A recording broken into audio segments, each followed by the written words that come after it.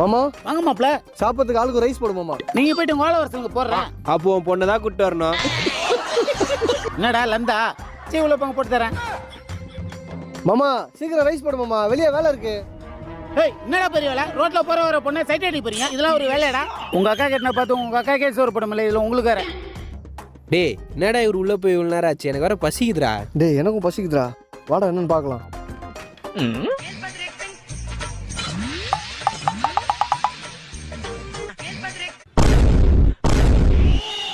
யோ என்னையா பண்ணுகிற? பழைய கறியா எடுத்து போட்டுனுங்கிற.